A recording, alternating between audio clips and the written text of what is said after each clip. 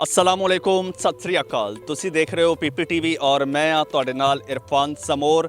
करतारपुर साहब पहुँच चुके हैं। इत्थे संगतां आ रही ने, उन्हां नाल गलबात करांगे ते संगतां पहुँच रही ने। सरदार जी सत श्री अकाल और वेलकम कहने जी। ਧੰਨਵਾਦ ਜੀ, ਬਹੁਤ ਬਹੁਤ ਧੰਨਵਾਦ। की नाम है जी अपना? ਮੇਰਾ ਨਾਮ ਗੁਰਮੀਤ ਸਿੰਘ ਹੈ ਜੀ। ਮੈਂ ਇੰਡੀਆ ਪੰਜਾਬ ਸਟੇਟ ਤੋਂ ਬਟਾਲਾ ਸ਼ਹਿਰ ਤੋਂ ਆਇਆ ਹੋਇਆ ਜੀ।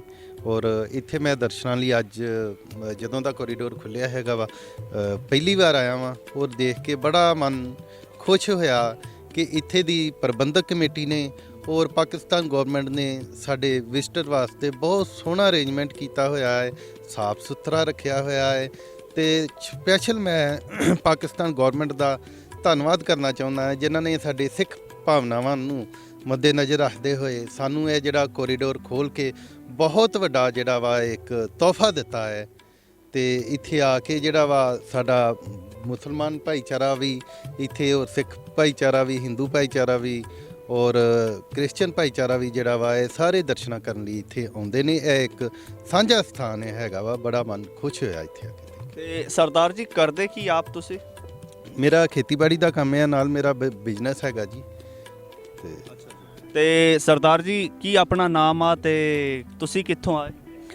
ਮੇਰਾ ਇਹ ਪਿੰਡ ਕੋਟਲੀ ਲੇਲ, ਤਹਿਸੀਲ ਬਟਾਲਾ, ਡਿਸਟ੍ਰਿਕਟ ਗੁਰਦਾਸਪੁਰ ਤੋਂ ਮੈਂ ਬਿਲੋਂਗ ਕਰਦਾ। ਮੈਂ ਇੱਥੇ ਆ ਕੇ ਬੜਾ ਆਪਣੇ ਆਪ ਨੂੰ ਖੁਸ਼ ਨਸੀਬ ਸਮਝਦਾ ਕਿ ਬੜੀ ਦਿਲੀ ਤਮੰਨਾ ਸੀ ਕਿ ਇਹ ਜੋ ਗੁਰੂ ਨਾਨਕ ਸਾਹਿਬ ਦੇ ਅਸਥਾਨ ਨੇ ਜਿੱਥੇ ਕਿ ਜੋਤੀ ਜੋਤ ਸਮਾਏ ਨੇ ਗੁਰੂ ਸਾਹਿਬ ਸਾਡੇ, ਇਹ ਅਸਥਾਨ ਦੀ ਤਾਂਘ ਸੀ। ਬਾਕੀ ਜਿਹੜਾ ਉਧਰ ਨਨਕਾਣਾ ਸਾਹਿਬ ਨੇ, ਕੋਈ ਰੱਬ ਨੇ ਚਾਹਿਆ ਅੱਲਾਹ ਤਾਲਾ ਨੇ ਤੇ ਉਧਰ ਵੀ ਜਾਵਾਂਗੇ। ਇਹ ਬਹੁਤ ਵਧੀਆ ਲੱਗਾ ਇੱਥੇ ਆਣ ਕੇ ਸਾਨੂੰ। ਜਿਹੜੀ ਧੰਨ ਗੁਰੂ ਨਾਨਕ ਸਾਹਿਬ ਜੀ ਤੇ ਭਾਈ ਮਰਦਾਨੇ ਦੀ ਜਿਹੜੀ ਸਾਂਝ ਸੀ, ਜਿਹੜੀ ਦੋਸਤੀ ਸੀ, ਉਹ ਇੱਥੇ ਸਾਨੂੰ ਅੱਜ ਵੀ ਦੇਖਣ ਨੂੰ ਮਿਲਣ ਰਹੀ ਆ। ਕਿਉਂਕਿ ਇੱਥੇ ਸਾਡੇ ਜਿਹੜੇ ਵੀਰ ਨੇ ਇਸਲਾਮ ਧਰਮ ਨਾਲ ਸੰਬੰਧਿਤ, ਉਹ ਵੀ ਇੱਥੇ ਜਿੰਨੇ ਕੁ ਸਿੱਖ ਭਾਈਚਾਰਾ ਇੱਥੇ ਆਇਆ ਵਾ ਅੱਜ ਉਨੀ ਕੁ ਗਿਣਤੀ ਦੇ ਵਿੱਚ ਸਾਨੂੰ ਉਹ ਵੀ ਬੜਾ ਵਧੀਆ ਲੱਗਾ ਉਹਨਾਂ ਦੇ ਨਾਲ ਮਿਲ ਕੇ। ਸੋ ਇੱਥੇ ਦੀ ਸਰਕਾਰ ਦਾ, ਪਾਕਿਸਤਾਨ ਸਰਕਾਰ ਤੇ ਭਾਰਤ ਸਰਕਾਰ ਦਾ ਹੀ ਬਹੁਤ ਬਹੁਤ ਧੰਨਵਾਦ ਕਰਦੇ ਹਾਂ ਕਿ ਜਿਨ੍ਹਾਂ ਨੇ ਇਹ 70-75 ਸਾਲ ਦੇ ਬਾਅਦ ਇਹ ਦਰਸ਼ਨਾਂ ਜਿਹੜੇ ਧਾਰਮਿਕ ਅਸਥਾਨ ਨੇ ਉਹਨਾਂ ਦੇ ਖੁੱਲ੍ਹੇ ਦਰਸ਼ਨ ਦੀਦਾਰ ਕਰਨ ਦਾ ਸਾਨੂੰ ਸਿੱਖ ਸੰਗਤਾਂ ਨੂੰ ਮੌਕਾ ਦਿੱਤਾ। ਤੇ ਭਵਿੱਖ ਵਿੱਚ ਵੀ ਇਹੀ ਉਮੀਦ ਕਰਾਂਗੇ ਕਿ ਜਿਹੜੇ ਬਾਕੀ ਵੀ ਗੁਰਧਾਮ ਨੇ ਉਹਨਾਂ ਦੇ ਨਾਲ ਵੀ ਕਿਸੇ ਤਰੀਕੇ ਦੇ ਨਾਲ ਇਹ ਕੋਈ ਪਲਾਨ ਕਰਕੇ ਉਹਨਾਂ ਨੂੰ ਜੋੜੇ ਤਾਂ ਕਿ ਸਿੱਖ ਸੰਗਤਾਂ ਉਹਨਾਂ ਦੇ ਸਥਾਨ ਵੀ ਕਰ ਲੈਣ। ਔਰ ਤੁਹਾਡੇ ਨਾਲ ਵੀ ਮਿਲ ਕੇ ਤੁਹਾਡਾ ਜੋ ਟੀਵੀ ਮਾਧਿਅਮ ਰਾਹੀਂ ਤੁਸੀਂ ਸਾਨੂੰ ਸੰਗਤਾਂ ਦੇ ਰੂਬਰੂ ਕੀਤਾ ਵੀ ਤੇ ਕਰਨਾ ਵੀ, ਇਹ ਕਰਕੇ ਤੁਹਾਡਾ ਵੀ ਬਹੁਤ ਬਹੁਤ ਧੰਨਵਾਦ ਜੀ। ਬਸ ਜੀ ਸਾਡੇ ਚੈਨਲ ਦਾ ਪਰਪਸ ਹੀ ਇਹ ਹੀ ਹੈ ਕਿ ਅਸੀਂ ਭਰਾਵਾਂ ਦੇ ਜਿਹੜੇ ਵਿਊਜ਼ ਨੇ ਉਹ ਦੂਜੇ ਜਿਹੜੇ ਲੋਕੀ ਇੱਥੇ ਨਹੀਂ ਆ ਸਕਦੇ ਉਹਨਾਂ ਨਾਲ ਸਾਂਝੇ ਕਰੀਏ, ਉਹਨਾਂ ਨੂੰ ਦਰਸ਼ਨ ਕਰਾਈਏ। ਔਰ ਅਗਰ ਤੁਸੀਂ ਪੰਜਾਬੀ ਪ੍ਰਚਾਰ ਚੈਨਲ ਦੇਖੋ ਤੇ ਭਰਵੀਂ ਕਵਰੇਜ ਕੀਤੀ ਹੈ ਪੰਜਾਬੀ ਪ੍ਰਚਾਰ ਨੇ ਪੂਰੇ ਗੁਰਪੁਰਬ ਦੀਆਂ, ਹਰ ਸਾਲ ਦੀ ਤਰ੍ਹਾਂ ਹਰ ਸਾਲ ਕਰਦਾ ਹੈ। ਤੇ ਸਰਦਾਰ ਜੀ ਤੁਹਾਡੇ ਦੋਵਾਂ ਕੋਲੋਂ ਇੱਕ ਸਵਾਲ ਪੁੱਛਣਾ ਚਾਹਾਂਗਾ ਕਿ ਇੱਥੇ ਕਿਸੇ ਵੀ ਸਰਦਾਰ ਨਾਲ ਮੁਲਾਕਾਤ ਹੁੰਦੀ ਹੈ, ਮਿਲਦੇ ਹਾਂ ਤੇ ਉਹ ਜਨਾਬ ਬੜੇ ਇਮੋਸ਼ਨਲ ਹੁੰਦੇ ਨੇ ਔਰ ਉਹਨਾਂ ਦੀ ਇੱਕ ਬੜੀ ਇਮੋਸ਼ਨਲ ਅਟੈਚਮੈਂਟ ਹੈ ਔਰ ਇੱਥੇ ਆ ਕੇ ਬੜੇ ਇਮੋਸ਼ਨਲ ਹੋ ਜਾਂਦੇ ਨੇ। ਜਦੋਂ ਮੈਂ ਇੰਨੀ ਅਟੈਚਮੈਂਟ ਦੇਖਣਾ, ਇੰਨੇ ਇਮੋਸ਼ਨਸ ਉਹਨਾਂ ਦੇ ਦੇਖਣਾ, ਐਸੀਆਂ ਫੀਲਿੰਗਸ ਦੇਖਣਾ ਤੇ ਫਿਰ ਮੇਰੇ ਮਾਈਂਡ 'ਚ ਇੱਕ ਸਵਾਲ ਆਉਂਦਾ ਹੈ ਕਿ ਜਦੋਂ ਇੱਥੇ ਆ ਕੇ ਇੰਨੇ ਇਮੋਸ਼ਨਲ ਹੋ ਜਾਂਦੇ ਨੇ ਤੇ ਇੰਨੀ ਦੇਰ ਬਾਅਦ ਕਿਉਂ ਆਉਂਦੇ ਨੇ?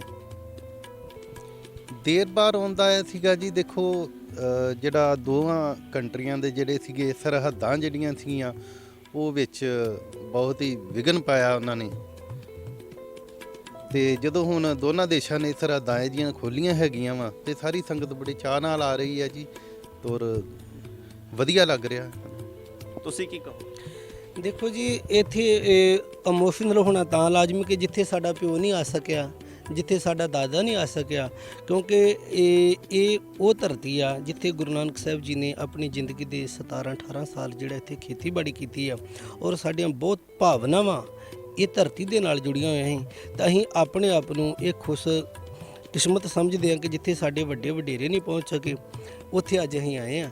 ਤੇ ਆਪਣੇ ਗੁਰੂਆਂ ਪੀਰਾਂ ਦੀ ਧਰਤੀ ਤੇ ਆਣ ਕੇ ਬੜਾ ਤੇ ਇਹ ਖੁਸ਼ੀ ਦੇ ਵਿੱਚ ਬੰਦਾ ਭਾਵੁਕ ਹੁੰਦਾ ਵੀ ਜਿੱਥੇ ਅਸੀਂ ਕਦੀ ਸੋਚਿਆ ਵੀ ਨਹੀਂ ਤਾਂ ਅੱਜ ਉਸ ਸਥਾਨ ਦੇ ਅਸੀਂ ਇਹ ਕਦੇ ਦੂਰਬੀਨ ਦੇ ਰਾਹੀਂ ਉੱਥੇ ਖਲੋ ਕੇ ਤੁਸੀਂ ਦੇ ਉੱਤੇ ਤੇ ਫੌਜ ਦੇ ਕੋਲੋਂ 2 ਮਿੰਟ ਵਾਸਤੇ ਉਹ ਲੈ ਕੇ ਉਹ ਦੂਰਬੀਨ ਉਹਦੇ ਨਾਲ ਇਹ ਕਰਤਾਰਪੁਰ ਦੇ ਦਰਸ਼ਨ ਕਰਨੇ ਤੇ ਅੱਜ ਉਹ ਸਥਾਨ ਦੇ ਉੱਤੇ ਆਏ ਆ।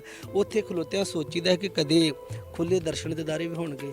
ਸੋ ਅੱਜ ਬਹੁਤ ਵਧੀਆ ਲੱਗਾ, ਮਹਿਸੂਸ ਹੁੰਦਾ ਕਿ ਜਿੱਥੇ ਸਾਡੇ ਵੱਡੇ ਵਡੇਰੇ ਨਹੀਂ ਆ ਸਕਿਆ ਜੋ ਧਰਤੀ ਤੇ ਪਹੁੰਚੇ। ਅੱਛਾ, ਤੁਸੀਂ ਦੂਰਬੀਨ ਦੀ ਗੱਲ ਕੀਤੀ, ਪਿੱਛੇ ਸਾਡੇ ਗੁਰਦੁਆਰਾ ਸਾਹਿਬ ਨੇ ਔਰ ਬਿਲਕੁਲ ਸਾਹਮਣੇ ਇੱਥੇ ਦੂਰਬੀਨ ਲੱਗੀ ਹੈ ਜਿੱਥੋਂ ਤੁਸੀਂ ਦੇਖਦੇ ਤੇ ਉੱਥੋਂ ਤੁਸੀਂ ਜਦੋਂ ਦੇਖਦੇ ਸੀ ਲਾਈਫ 'ਚ, ਇੰਨੀ ਤੁਹਾਡੀ 40-50 ਸਾਲ ਤੇ ਹੋਣੀ ਹੈ ਲਾਈਫ, ਤੇ ਲਾਈਫ 'ਚ ਕਿੰਨੀ ਵਾਰ ਉੱਥੇ ਆਏ ਤੇ ਉੱਥੋਂ ਕਿੰਨੀ ਵਾਰ ਦਰਸ਼ਨ ਕੀਤਾ? 2 ਵਾਰੀ ਉੱਥੋਂ ਮੌਕਾ ਮਿਲਿਆ, 2 ਵਾਰੀ ਦਰਸ਼ਨ ਕਰਨ ਦਾ। ਪਰ ਉਹ ਵੀ ਪੂਰੀ ਜਦੋਂ ਜੂਨ ਜੁਲਾਈ ਦਾ ਮਹੀਨਾ ਹੁੰਦਾ ਉਦੋਂ ਥੋੜਾ ਜਿਹਾ ਕਲੀਅਰ ਦਿਖਦਾ ਵਾ।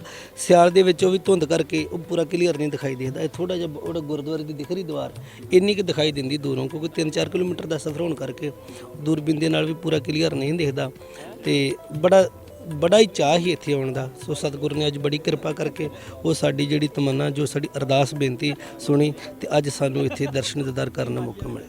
ਅੱਛਾ, ਤੇ ਕੀ ਉੱਥੇ ਦੇਖਣ ਦਾ ਕੀ ਪ੍ਰੋਸੈਸ ਹੈਗਾ ਸੀ? ਕੋਈ ਫੀਸ ਚਾਰਜ ਕਰਦੇ ਸੀ? ਅਪਾਇੰਟਮੈਂਟ ਪਹਿਲਾਂ ਲੈਣੀ ਪੈਂਦੀ ਸੀ? ਅਪਲਾਈ ਕਰਨਾ ਪੈਂਦਾ ਸੀ? ਕੀ ਪ੍ਰੋਸੈਸ ਹੈਗਾ ਸੀ ਉੱਥੇ? ਨਹੀਂ ਜੀ, ਉੱਥੇ ਧੰਨ ਗੁਰੂ ਨਾਨਕ ਸਾਹਿਬ ਜੀ ਦਾ ਗੁਰਦੁਆਰਾ ਚੋਲਾ ਸਾਹਿਬ ਉੱਥੇ ਬਣਿਆ ਹੋਇਆ। ਕਦੇ ਜਦੋਂ ਦਰਸ਼ਨ ਦੀਦਾਰ ਕਰਨ ਉੱਥੇ ਆਉਣਾ ਤੇ ਉਹਦੇ ਨਾਲ ਹੀ 2 ਕਿਲੋਮੀਟਰ ਦੇ ਨਾਲ ਹੀ ਉਹ ਤੁਸੀਂ ਲੱਗਦੀ ਆ। ਤੇ ਉੱਥੇ ਜਿਹੜੇ ਸਾਡੇ ਤੁਸੀਂ ਦੇ ਉੱਤੇ ਜਿਹੜੀ ਬਣਿਆ ਵਾ, ਉੱਥੇ ਜਿਹੜੇ ਫੌਜੀ ਤਾਇਨਾਤ ਕੀਤੇ ਹੋਏ ਨੇ ਉਹਨਾਂ ਦੇ ਕੋਲੋਂ 1 ਮਿੰਟ ਰਿਕਵੈਸਟ ਕਰਕੇ, ਕੋਈ ਹੋਰ ਫਾਰਮੈਲਿਟੀ ਨਹੀਂ, ਉਹਨਾਂ ਰਿਕਵੈਸਟ ਕਰਨੀ ਕਿ ਸਾਨੂੰ 1 ਮਿੰਟ ਸਾਨੂੰ ਦਰਸ਼ਨ ਦੀਦਾਰ ਕਰਵਾ ਦਿਓ ਤੇ ਉਹਨਾਂ ਨੇ ਜੇ ਉਹਨਾਂ ਦਾ ਮੂਡ ਹੁੰਦਾ ਸੀ ਤੇ ਉਹ ਕਰਵਾ ਦਿੰਦੇ। ਬਾਕੀ ਕੋਈ ਪ੍ਰੋਸੈਸ ਨਹੀਂ, ਕੋਈ ਫਾਰਮੈਲਿਟੀ ਨਹੀਂ, ਕੋਈ ਫੀਸ ਨਹੀਂ। ਅੱਛਾ, ਮੂਡ ਹੁੰਦਾ ਸੀ ਤੇ ਕਰਵਾ ਦਿੰਦੇ ਸੀ, ਤੇ ਕੀ ਮਨਾ ਵੀ ਕਰ ਦਿੰਦੇ ਸੀ? ਕਿਸੇ ਵੇਲੇ ਮਤਲਬ ਮਨਾ ਵੀ ਕਰ ਦਿੰਦੇ ਕਿਸੇ ਵੇਲੇ। ਅੱਛਾ, ਤੇ ਉੱਥੇ ਰਸ਼ ਹੁੰਦਾ ਸੀਗਾ? ਨਹੀਂ, ਨਾਰਮਲੀ। ਅੱਛਾ, ਇੰਨੇ ਜ਼ਿਆਦਾ ਲੋਕੀ ਉੱਥੇ ਨਹੀਂ ਸੀ ਆਉਂਦੇ?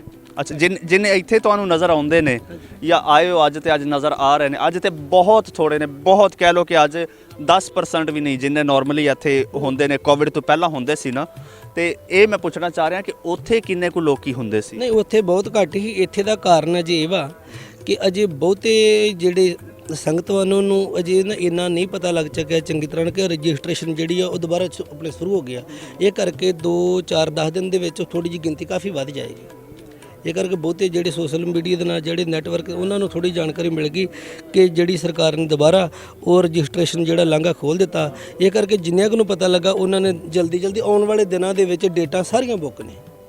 ਅੱਛਾ, ਤੁਸੀਂ ਕਿਹਾ ਕਿ ਲੋਕਾਂ ਨੂੰ ਅਜੇ ਤੱਕ ਸਹੀ ਤਰ੍ਹਾਂ ਪਤਾ ਨਹੀਂ ਚੱਲਿਆ। ਦੇਖੋ ਜੀ, ਲਾਂਘਾ ਖੁੱਲਿਆ ਪਾਕਿਸਤਾਨ 'ਚ, ਬੱਚੇ ਨੂੰ ਪਤਾ ਚੱਲ ਗਿਆ ਵਾ, ਮੀਡੀਆ ਨੇ ਦੱਸਿਆ ਵਾ ਲਾਂਘਾ ਖੁੱਲ ਗਿਆ। ਸਿੱਧੂ ਸਾਹਿਬ ਨੇ ਫਿਰ ਤਕਰੀਰ ਕੀਤੀ ਔਰ ਉਹ ਦੇਖੀ, ਪੂਰੇ ਪਾਕਿਸਤਾਨ ਨੇ ਵੀ ਦੇਖੀ। ਤੇ ਜਿਹੜਾ ਪੰਜਾਬ ਹੈ, ਚੜ੍ਹਦਾ ਪੰਜਾਬ, ਉਹਨਾਂ ਦੀ ਤਾਂ ਰਿਲੀਜੀਅਸ ਪਲੇਸ ਹੈ, ਧਾਰਮਿਕ ਪਲੇਸ ਹੈ, ਉਹਨਾਂ ਨੂੰ ਤੇ ਸ਼ਾਇਦ ਜ਼ਿਆਦਾ ਅਵੇਅਰਨੈਸ ਹੋਣੀ ਚਾਹੀਦੀ ਸੀ, ਪਤਾ ਹੋਣਾ ਚਾਹੀਦਾ ਸੀ, ਵੈਲ ਇਨਫੋਰਮਡ ਹੋਣੇ ਚਾਹੀਦੇ ਸੀ। ਲੇਕਿਨ ਤੁਸੀਂ ਕਹਿ ਰਹੇ ਹੋ ਕਿ ਕੁਝ ਲੋਕਾਂ ਨੂੰ ਪਤਾ ਚੱਲਿਆ, ਅਜੇ ਲੋਕਾਂ ਨੂੰ ਨਹੀਂ ਪਤਾ ਚੱਲਿਆ। ਕੀ ਵਜ੍ਹਾ ਹੈ? ਮੀਡੀਆ ਉੱਥੋਂ ਦਾ ਛੁਪਾਉਂਦਾ ਹੈ ਜਾਂ ਕੀ ਵਜ੍ਹਾ ਹੈ? ਲੋਕਾਂ ਦਾ ਇੰਟਰਸਟ ਨਹੀਂ ਹੈ? ਜਿਹੜਾ ਇੱਥੋਂ ETA ਪੇਪਰ ਜਾ ਰਿਹਾ ਵਾ ਉਹ ਵੀ ਲੇਟ, ਕਿਸੇ ਵੇਲੇ ਲੇਟ ਫੇਟ ਜਾ ਰਿਹਾ ਵਾ। ਬਾਕੀ ਅਸੀਂ ਡੇਟਾ ਚੈੱਕ ਕੀਤੀਆਂ ਤੇ ਬਿਜਾਈ ਦਾ, ਕਣਕ ਦੀ ਬਿਜਾਈ ਦਾ ਸੀਜ਼ਨ ਚੱਲਣ ਕਰਕੇ ਉਹ ਵੀ ਚੱਲ ਰਿਹਾ। ਬਾਕੀ ਅਸੀਂ ਡੇਟਾ ਚੈੱਕ ਕੀਤੇ, ਆਉਣ ਵਾਲੇ ਦਿਨਾਂ ਦੇ ਵਿੱਚ ਕੋਈ ਡੇਟ ਲਾਗੇ ਬੰਨੇ 1 ਹਫ਼ਤੇ ਤੱਕ ਡੇਟ ਕੋਈ ਅਵੇਲੇਬਲ ਨਹੀਂ ਮਿਲਣ ਦੀ, ਇੰਨੀ ਸੰਗਤ ਆ ਰਹੀ ਹੈ ਇੱਧਰ। ਅੱਛਾ ਸਰਦਾਰ ਜੀ, ਆ ਬਹੁਤ ਸਾਰੇ ਲੋਕੀ ਤੁਹਾਨੂੰ ਦੇਖ ਰਹੇ ਨੇ ਜਿਹੜੇ ਅਜੇ ਤੱਕ ਤੁਹਾਡੀ ਤਰ੍ਹਾਂ ਜਿੰਜ ਤੁਸੀਂ ਪਹਿਲਾਂ ਵਾਰ ਆਏ ਹੋ ਅਜੇ ਤੱਕ ਇੱਥੇ ਨਹੀਂ ਆ ਸਕੇ, ਉਹਨਾਂ ਨੂੰ ਕੋਈ ਮੈਸੇਜ ਦੇਵੋ। ਮੈਂ ਸਮੂਹ ਸੰਗਤ ਨੂੰ ਬੇਨਤੀ ਕਰਨੀ ਚਾਹੁੰਦਾ ਵਾਂ ਕਿ ਹੁਣ ਦੇਖੋ, ਪਹਿਲਾਂ ਵੀ ਕੋਰੀਡੋਰ ਜਿਹੜਾ ਗਾ ਖੁੱਲ੍ਹਿਆ ਹੈਗਾ ਸੀਗਾ ਔਰ ਕਰੋਨਾ ਦੀ ਮਹਾਮਾਰੀ ਕਰਕੇ ਇੱਕ ਬੰਦ ਕਰਨਾ ਹੋ ਗਿਆ ਹੈ ਨਾ। ਅਤੇ ਬਾਕੀਆਂ ਨੂੰ ਮੈਂ ਬੇਨਤੀ ਕਰਨੀ ਚਾਹੁੰਦਾ ਮੈਂ ਕਿ ਹੁਣ ਦੁਬਾਰਾ ਕੋਰੀਡੋਰ ਜਿਹੜਾ ਵਾ ਉਹ ਖੁੱਲ੍ਹ ਚੁੱਕਾ ਵਾ ਤੇ ਇਹਦਾ ਜਿਹੜਾ ਵਾ ਲਾਭ ਉਠਾਓ ਤੇ ਸਾਰੀ ਸੰਗਤ ਨੂੰ ਜਿਹੜਾ ਵਾ ਇੱਥੇ ਦਰਸ਼ਨ ਦੀਦਾਰ ਕਰਨੇ ਚਾਹੀਦੇ ਆ ਕਿ ਕਿਉਂਕਿ ਅੱਗੇ ਦੇ ਸਮੇਂ ਦਾ ਵੀ ਕੁਝ ਨਹੀਂ ਆਪਾਂ ਪਤਾ ਹੋ ਸਕਦਾ, ਕਿਉਂਕਿ ਮਹਾਮਾਰੀ ਜਿਹੜੀ ਆ ਉਹ ਅਜੇ ਪੂਰੀ ਤਰ੍ਹਾਂ ਖਤਮ ਨਹੀਂ ਹੋਈ।